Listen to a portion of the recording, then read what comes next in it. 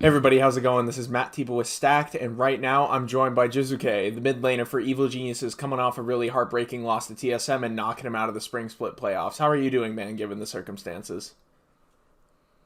How am I doing? Bit disappointed, but it is what it is. hmm Let's talk about the series overall.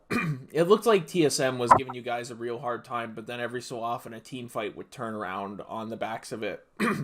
Excuse me, on the backs of Ignar, especially coming around on his engaged support play. What did the series feel like to you, and particularly against in your matchup against Power of Evil, who's shown some really stellar control mage play throughout this split?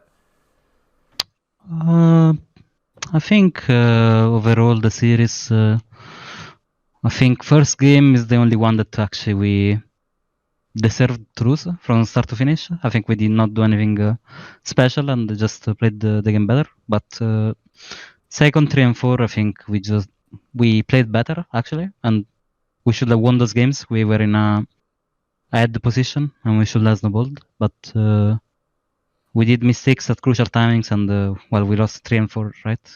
I think especially the third game, we were so ahead, and that one mistake, and then game is over. I mean, game was not over yet, but then we do another mistake after, and then it's really over. And fourth, the same. We were ahead from early. I think they did a successful 2v2 top, but we came back from that. We got IRL play, we got full tower, and they didn't take anything mid or bot, so it was like comeback angle, but yeah, we lost. From my side, I don't know, just I could. I don't have regrets. I think I played my heart out, and I went for anything I saw. And if I had to count my mistakes, even without watching the games, maybe it's not even one end. Maybe it's less than one end even. So I'm fine. I also think we saw your range on the champions you play because you went from who was it? You went from Yone all the way to Nico. Nico, who are like two completely different champions on one end of the spectrum. Although they both have large crowd control abilities in their ultimates, they do tend to play different ways. Like one's very much all in, slide in with your the soul ability, his E. I don't know the name of it. I was gonna try and sound smart for a Yeah. second. And then Nico's like, I'm gonna be annoying. I'm gonna hit you with the root. I'm gonna hit you with my Q. I'm gonna jump on your face with my ult. But I think at the end of the day, all those picks served a purpose. That being said, is there anything about your drafts you would have changed if you were to look back at the series? Uh, oh, can I remember drafts? Is that the question? I mean, honestly, if I had to talk about only mid picks, I wouldn't really change anything. I think first game I was confident to play the Yone. Didn't work out. We just played bad as a team, but and that's why after we won second game, I was ready to lock it in again, game three, because I know this champion. I can carry the game. So that's what was happening, right, at the start. But then I think we did which mistake we did game three. I think we died on mid, right? We died on mid, and then they took Nashor, and then game was harder. So yeah, I think maybe a normal player after having such a rough game one, will not go back on the champion. But for me, I was like confident. The coaches were looking at me a bit weird, but then it was like it's my choice, you know. Yeah, for sure. Particularly as Yone is one of those champions that like wants to go in and just kind of one shot a backline. I mean, his E and his ult are very good at diving into the backline. And I think that also fits EG's playstyle, right? Like, you guys love to fight for those skirmishes. You love to kind of get impact ahead and then just kind of watch him jump into a backline, and then you jump into the backline, and then everything just kind of goes from there. That Yeah. being said, there were a couple times where you guys took those fights and it costed you. As you go back and start to reevaluate and get ready for the summer split, do you guys foresee any changes in your playstyle? Do you think you're going to try and tone it down to be maybe less aggressive, or do you think you're going to stick around for what the team's known for? I think if you will play less aggressive than we are right now, then we will just be uh, NA team that doesn't want to improve and just want to only play for NA and don't care about what's international, you know. I think I think it's hard to say also what we have to improve on, what we are gonna look for in summer is more like now we just have to recollect and have a break and then be ready for summer, right? Mm-hmm. Just calm our mental and I guess our body as well, and just be ready for next summer. Mm-hmm. Like the split is over and you can't do anything about it. Nothing you can change. So yeah, like you say in solo queue, just go next. Yeah, ain't that the truth? I've always been curious as well. What does a pro player do in between splits? Is your schedule going to drastically change? Are you still going to have. I assume draft meetings might get replaced by something else, but is there still like the team focused, like team centric activities, or do some people like go home or go somewhere else? Like, what's it like in between splits? I think mostly is depends person to person, but some people want to boot camp, some people want to go to their families, see their friends home. My perspective, I until I joined for the first time. Actually, no, until my second year in LAC, I always boot camped in Korea. Mm-hmm.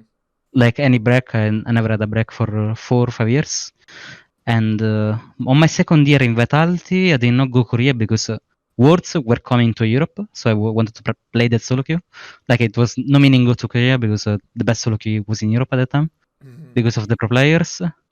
And yeah, 220, I guess. Actually, 220, I went also to Korea. December, I went to Korea before coming here to NA. Mm-hmm. And then I could not go because of Corona. Mm-hmm. Basically, I think I could go, but I can't come back to NA. So, Yeah. you know, Yeah. I don't know what's gonna be like right now. But if it was up to me, I'd go Korea after maybe a week break, 2 weeks break. I will would come for the rest in Korea and then come back stronger. But I don't know the stuff behind the scenes is like Mm-hmm. I don't know if what's the status now, if they allow me in Korea, if I can go back after. I don't know. I have to check it out again and see. Yeah. But that's my plan. Usually I always try to boot camp and come prepared for the split. Mm-hmm. Yeah. And has have your coaches had I mean I assume like after the game you guys had a team huddle. What was the atmosphere like of that team huddle? Like what did the were the coaches able to be like, "All right guys, I know we lost, but here's what we can think of and work on and improve for next time," or is there more just kind of a different kind of message that's taken from that? Um, yeah, I think. I mean, I only remember what Peter said. Peter said that he won't say this normally, and he never said it to anything before. And he said that we were the better team today. But he said, if you go and watch your games, you will see that enemy made way more mistakes than you did, and you played way better.